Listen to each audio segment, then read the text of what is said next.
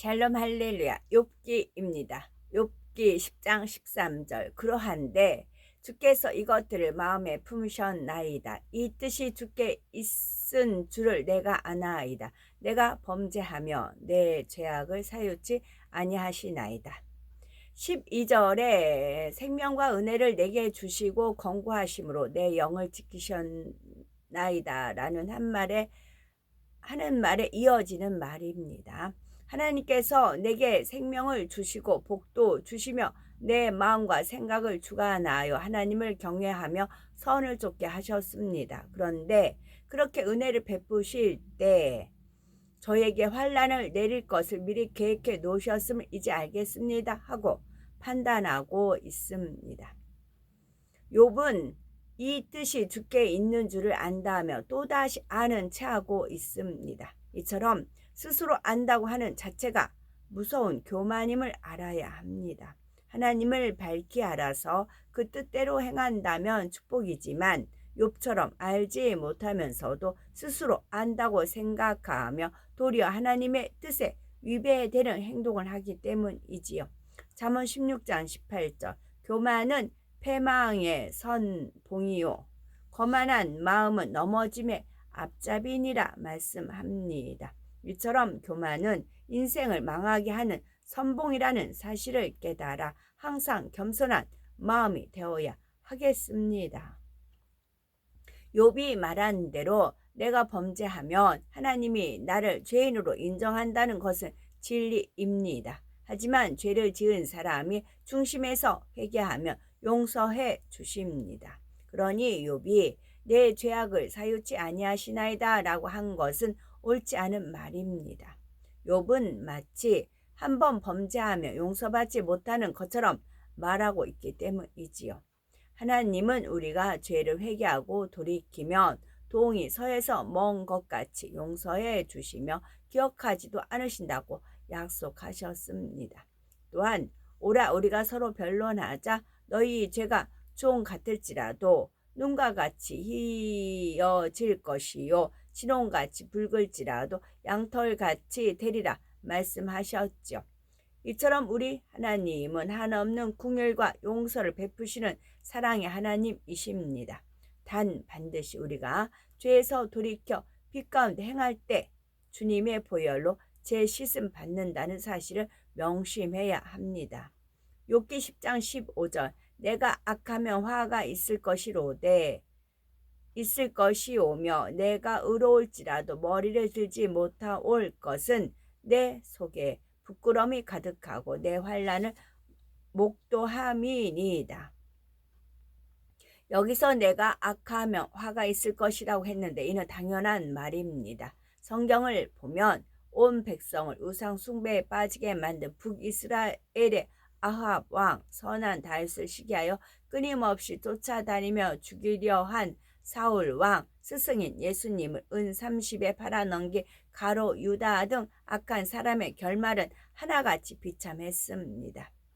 혹 악한 사람이 잠시 흥하는 것처럼 보일 때도 있지만 결국은 하나님의 공의의 법대로 심판을 받게 됩니다.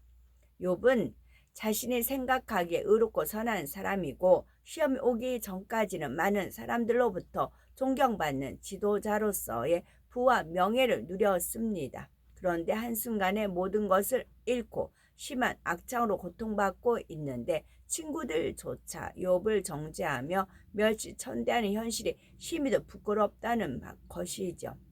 세상 사람들 중에도 사업에 성공하여 떵떵거리며 살아가던 사람이 하루아침에 망하고 병까지 들면 얼마나 부끄럽습니까? 그러나 하나님을 믿는 성도라면 비록 이런 상황 속에 처해 있을지라도 그가 하나님 앞에 떳떳하다 하면 사람에게도 부끄러울 것이 없습니다. 계명을 지키는 사람은 하나님 앞에 담대하게 구하여 응답받을 수가 있는 것입니다. 그러니 어려움이 있다고 숨고 괴로워하는 것이 아니라 기쁨과 감사의 제사를 드릴 수 있지요. 결국 전보다 더 큰 축복을 받게 됩니다. 욥기 10장 16절. 내가 머리를 높이 들면 주께서 사자처럼 나를 사냥하시며 내게 주의 기이한 능력을 다시 나타내시나이다. 주께서 자주자주 증거하는 자를 갈마들여 군대가 갈마들어지는 것 같으니이다. 내가 머리를 높이 든다는 것은 영적으로는 교만을 의미합니다. 물론 여기서 요업이 자신을 교만하다는 의미로 말한 것은 아니죠. 자신이 좀 아는 체하고 옳다고 주장하고 따지면 하나님께서 사자처럼 자신을 사냥하신다는 의미로 말한 것이지요. 욥은 어이없게도 하나님을 사나운 사자에 비유하고 있습니다. 마치 사자가 굶주릴 때 먹이를 사냥하는 것처럼 하나님께서는 의롭게 살아온 자신을 무자비하게 움키고 괴롭게 하신다는 것이죠. 또 주께서 기이한 능력을 다시 나타내신다 했는데 욥이 옳다고 따지며 하나님을 대적할 때마다 하나님의 기이한 능력으로 고통을 더하신다는 것입니다. 마치 사자에게 사냥당하는 것처럼 온몸에 악창으로 심한 피고름이 나오고 몸이 더욱 고통스러워지더라는 것입니다. 만일 시험 환란이 왔다면 회개거리를 찾아야 하는데 그러지 않고 합당치 않은 말을 쏟아내며 악을 바랄수록 더 공고해집니다.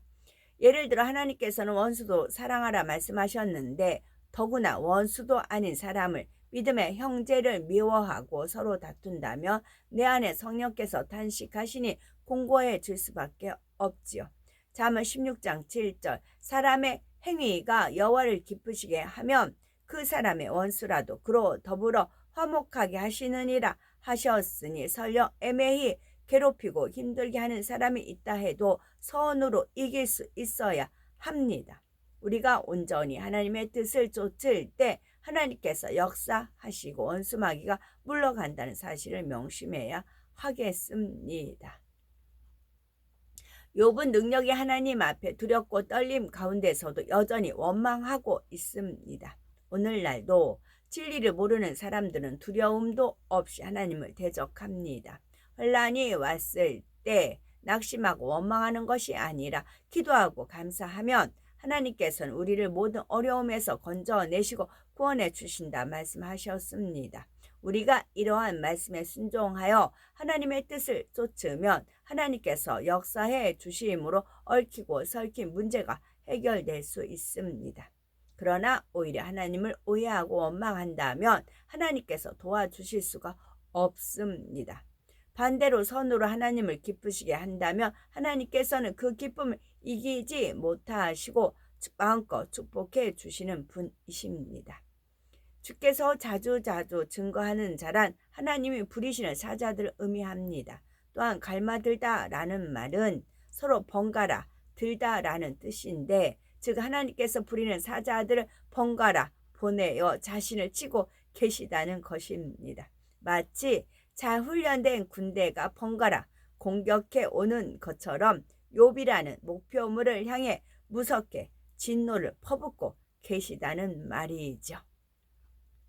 욥기 10장 18절에 주께서 나를 태에서 나오게 하셨으면 어찌미니까 그렇지 아니하였다면 내가 기운이 끊어져 아무 눈에도 보이지 아니었을 것이라 했습니다. 욥은 하나님께서 자신을 태에서 나오게 하셨다고 오해하고 있습니다. 하나님께서는 섭리 가운데 인간에게 생명을 잉태할 수 있는 근본의 씨를 주셨지만 자식을 낳지 않고는 부모의 의지에 달린 것입니다. 하나님께서 태중에서 누구는 살고 누구는 죽도록 일일이 간섭하지는 않으십니다. 하나님은 인생의 모든 생사화복을 영계의 법칙 안에서 주관하시는 분입니다. 그런데 결혼이나 사업, 가정 문제 등 매사의 일이 잘못되면 하나님을 원망하는 경우가 있습니다. 자신의 허물로 인해 연단받고 있는데 하나님이 나를 치셨다라고 말하는 경우이지요. 우리는 어떤 문제가 생긴다면 반드시 말씀 안에서 그 원인을 찾아야 합니다. 말씀 안에서요. 신명기 28장에 보면 하나님의 말씀을 삼가 듣고 그 모든 명령을 지켜 행하면 세계 모든 민족 위에 뛰어나게 하시고 모든 복이 임하게 하신다고 했습니다. 반대로 하나님의 말씀에 순종하지 않고 그 모든 명령과 규례를 지켜 행하지 아니하며 저주가 임하게 된다 하셨지요. 그러니 만일 어떤 재앙이나 저주가 임했다면 자신의 잘못으로 인해 사단의 송사를 받아 자초한 결과임을 알아야 합니다. 이때 하나님 앞에 무엇이 담이 되었는지 기도하며 찾아서 회개해야 문제가 해결되는 것입니다.